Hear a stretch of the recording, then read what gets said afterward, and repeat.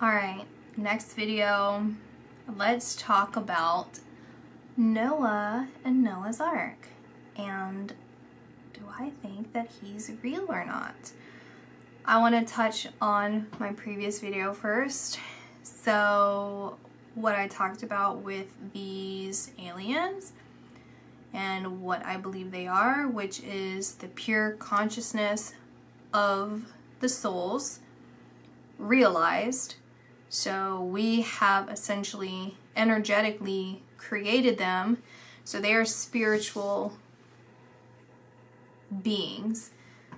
They exist as almost a book, a record of our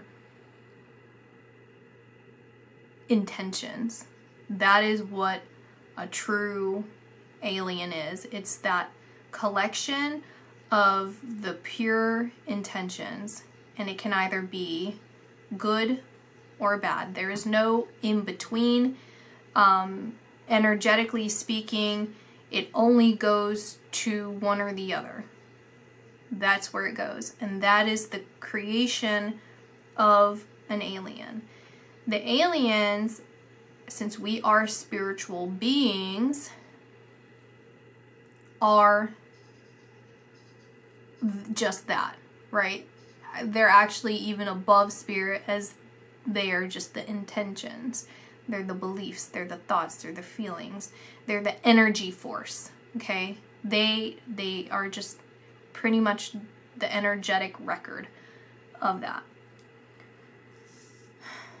Now, when we talk about souls that exist other places, I do feel that this is operating, as I said, multidimensionally, so it's happening right now.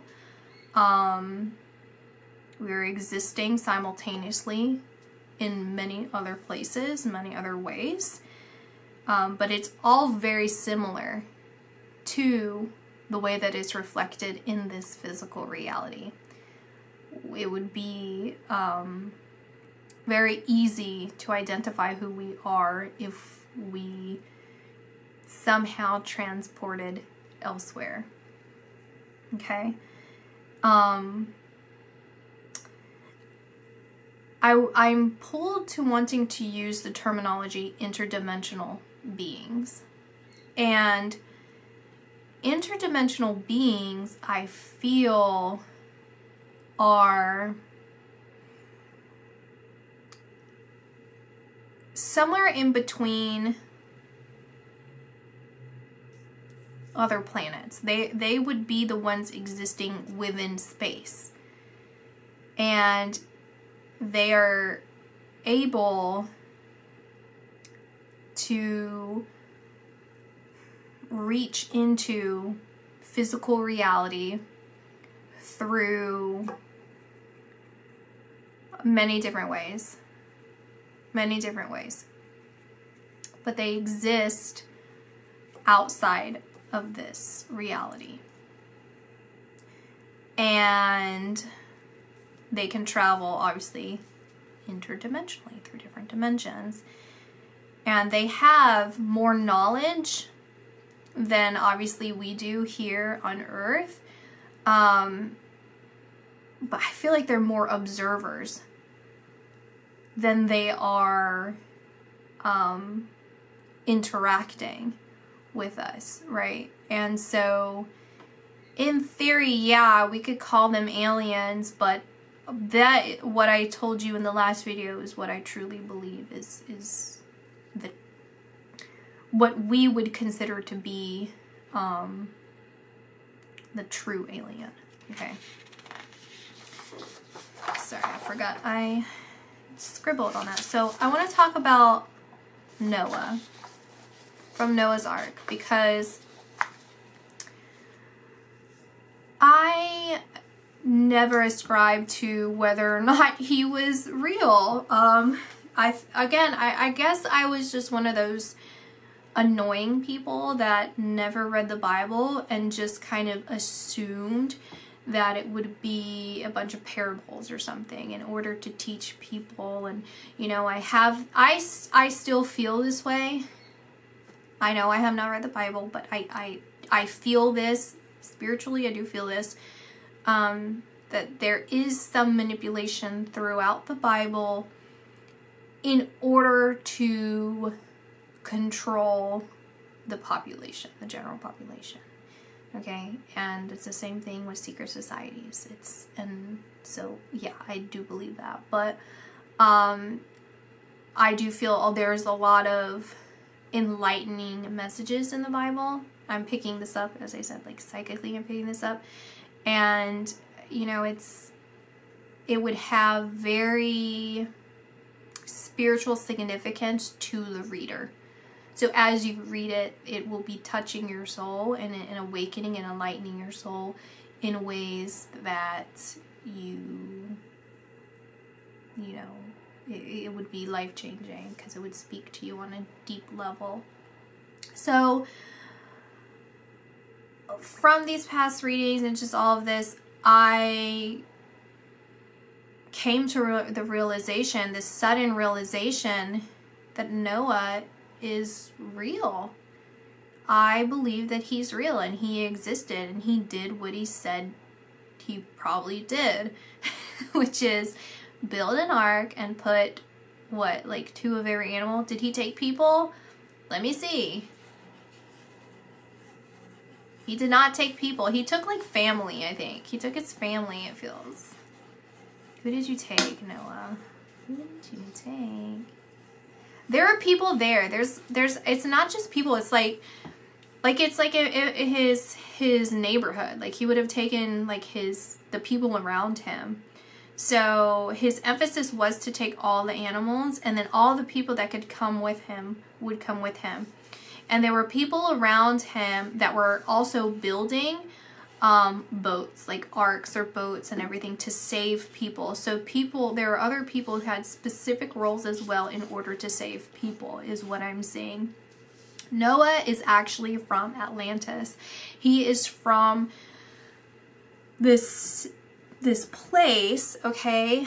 And I'm umbrella terming Atlantis because you can go back again to Becky's video and you can see this. I will talk about this in detail later, but Atlantis to me is one of, I'm gonna say one of 4, but there's, see, I don't know. Let me back up. Really? Here's what happened. There was already a separation of Earth, of the main island, when we were just one island, and the breaking of that. And so, however long it took through the breaking into separate islands, I'm going to say it's around the 3rd separation of islands. So there was the main event that broke the world into separate things. Then another event that I feel, it feels natural. It feels like a natural disaster, but something big happening. Something very big.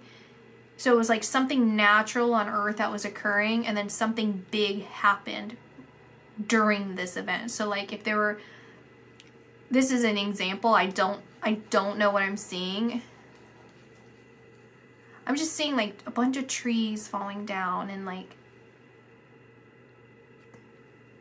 running. People are running, like large, it must be dinosaurs, like large animals and things, like everything's just running and falling. And it feels like a collapse, a heavy collapse onto the surface of the Earth. Like that's what's causing this falling. And it doesn't feel cold, it doesn't feel hot, it feels shaking, but like severe shaking, like severe, and that's what's causing the falling. They're falling because of the shaking, but there's something extremely heavy, like a huge blanket just pushing down at once, like just pushing down on the world. And that's the second event. And then this is it's the third or the fourth event. I want to say it's the third, and then this went into the fourth. Noah went into the fourth event. And during the third event was the falling, the sinking, the disappearance of Atlantis. And many little islands around Atlantis.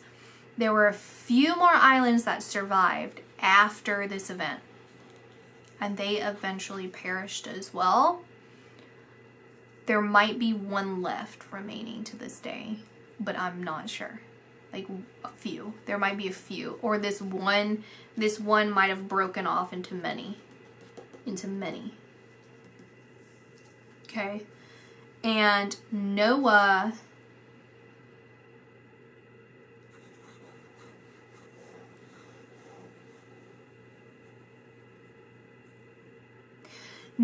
knew that this was going to happen.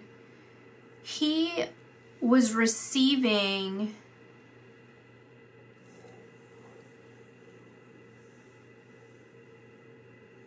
I'm hearing I knew because I was told. And I feel like people are coming to him.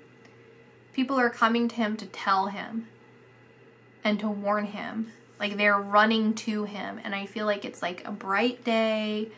It's like a beautiful, beautiful bright day. And they're reporting some news to him. Like something had happened that wasn't in Atlantis, or like wasn't in where he was. Like he was somewhere. Like it feels like he's at home, or like out, like he feels outside, but it feels like he's around something, like he's around something familiar.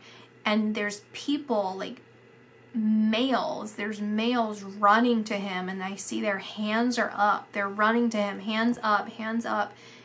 And I think there's a third, it looks like a third person and potentially a fourth person. The third and fourth person looks smaller, and I can't tell if it's because it's a child and like a younger person.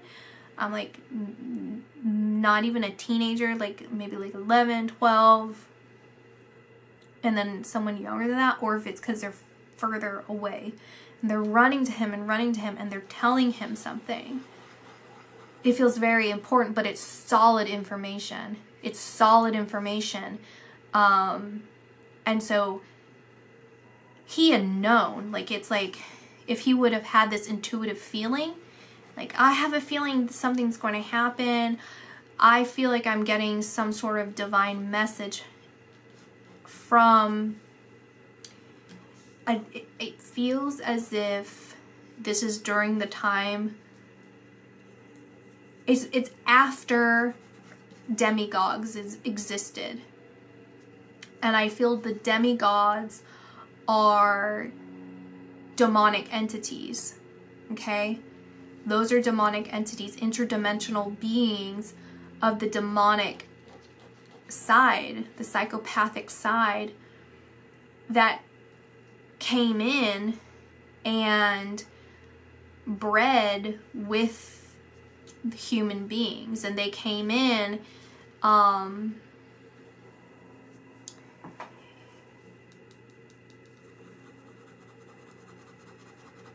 their souls.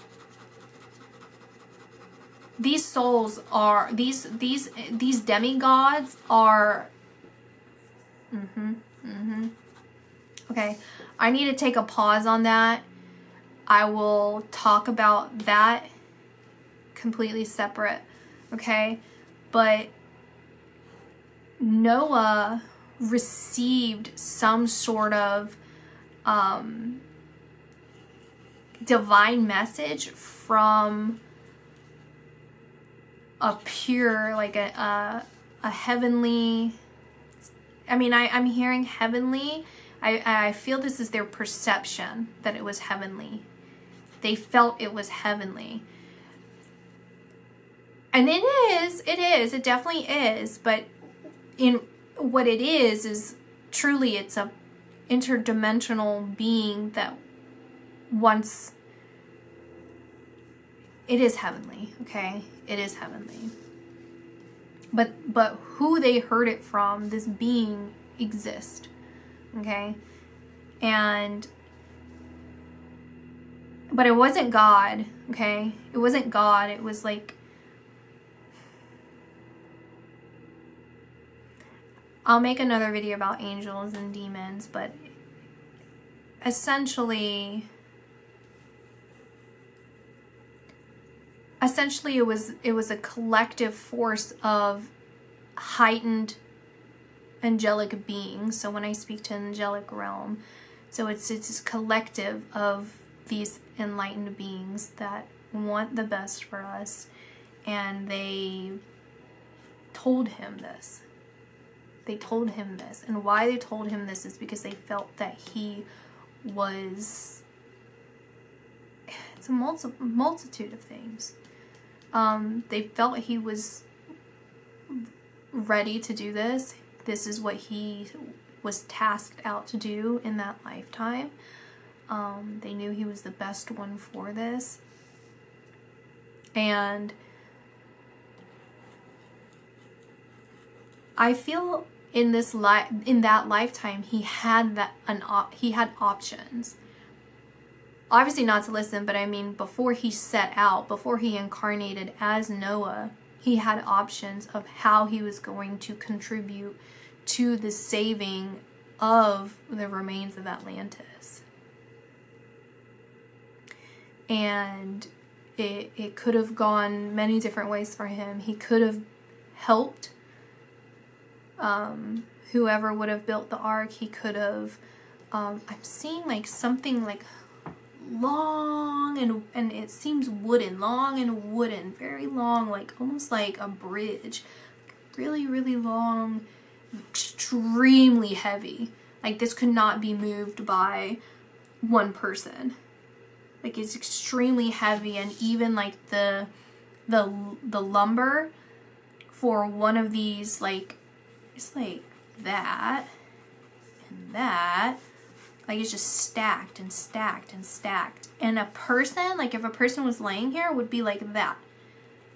Like not even a third, not even a 16th. Closer to a 16th of the length of this.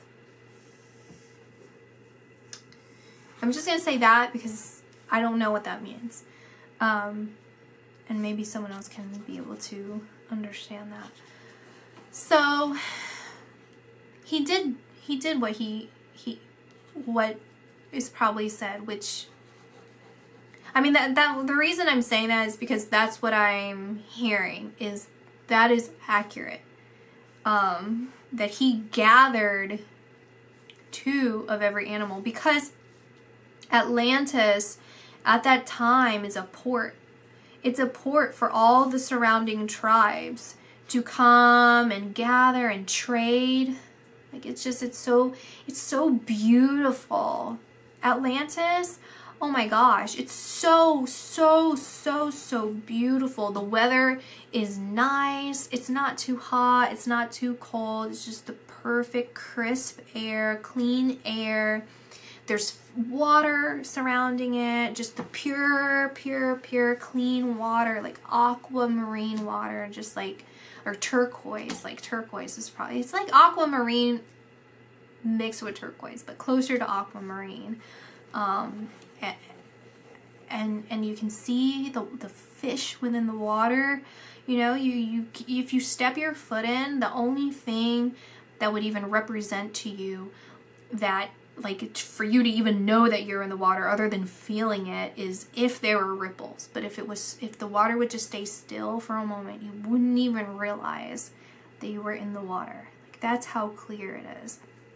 And everyone who goes to Atlantis is happy. You do not go to this is the Disney World of this time, right? Like, it's the happiest place on earth because you can gather and see the intricacies of everyone and the differences and what they're harvesting and what they're gathering and what they're hunting and what everything, and just get to know each other and have fun. It's so magical. It's so magical, and what makes it even more magical is to know that it's real, right? Like, in that moment, it's like it can't get any better than that. It is really so fun. It is so fun.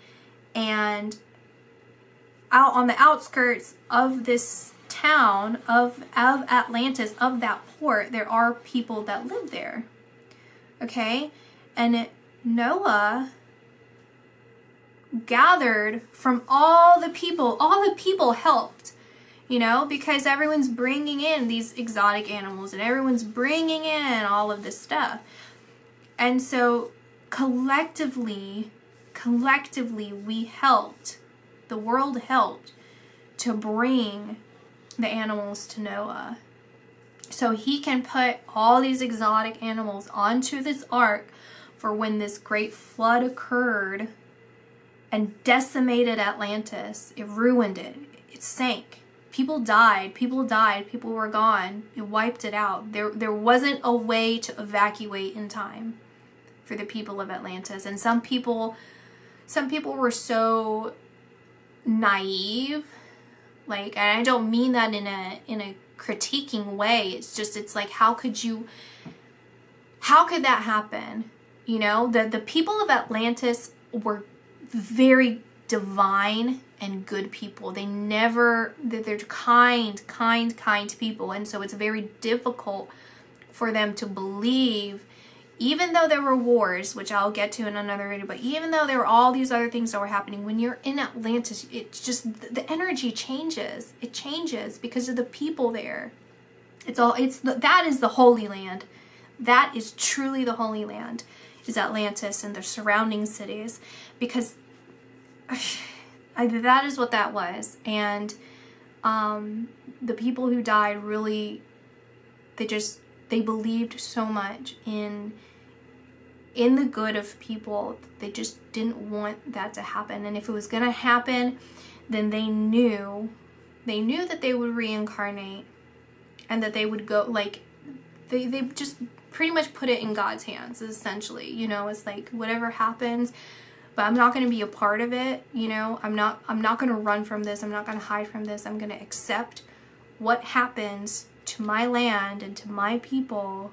We are all of the same, and they recognize that, and they knew that. And a lot of them are still here today. Definitely are still here today. And they're bringing us into more enlightenment. And Noah,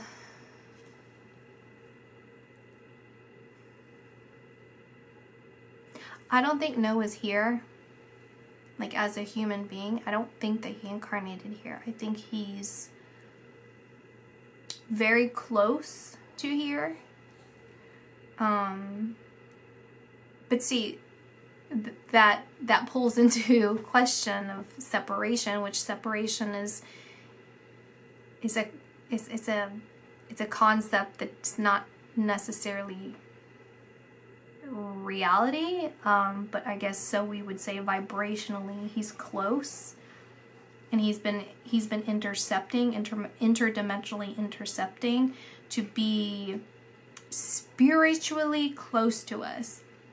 The spirit of Noah is near, and I do believe that we could tap into that and feel him. He is obviously protected, so there is not anything that can, you know, you can connect, but nothing bad could ever come to him. And you could feel his presence, and you can feel the history, and you can feel his message. and something more. There's something ancient that he can provide us all with. And where did he settle afterwards? I don't know. I don't see, you know, I said there's these little islands, and some of them stayed after Atlantis. I don't think it's there. I think it's the mainland. I think it's the mainland. Like, it's like Africa. Egypt, Africa, those areas. Because that's where I believe Atlantis is, right? That's where the Holy Land to me is. You know, where Atlantis existed is those areas, which again I'll get into, but I think that's where he went. It's Africa, South Africa. And up between, I mentioned it in that reading, that private reading. What is that? Let me look. He would have settled somewhere around there. Angola, Namibia. Sorry if I'm not saying this right. Madagascar. Like, I feel like those areas, I don't think that it looked the same back then. Like, after that great flood happened, I think something small, like a couple small other things occurred after that. And so where he settled is no longer there either, I don't feel. I don't think he was. Now that I'm looking at the map, I don't think he was.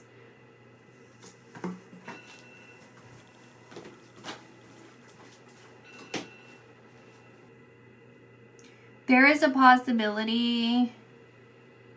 Are there little islands between here? Okay. The South Atlantic Ocean, I can't see. There's like little small like Brazilian islands. St. Helena. I think St. Helena is part of those little islands. I would think around there is part of those lost, all of this here in the South Atlantic, and then downwards back.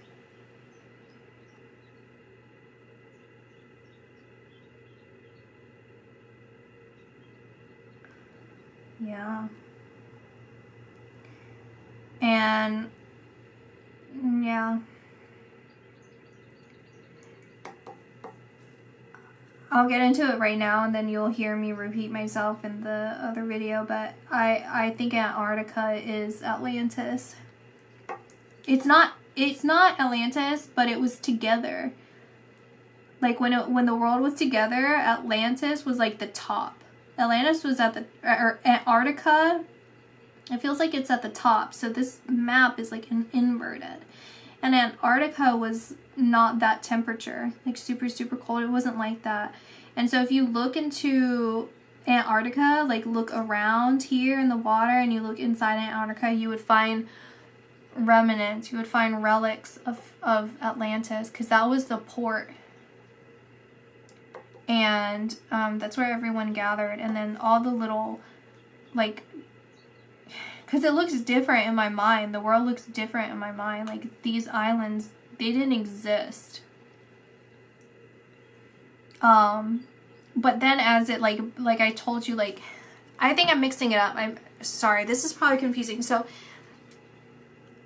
when the world cracked apart, they were still close enough in order to connect to each other, is how it feels.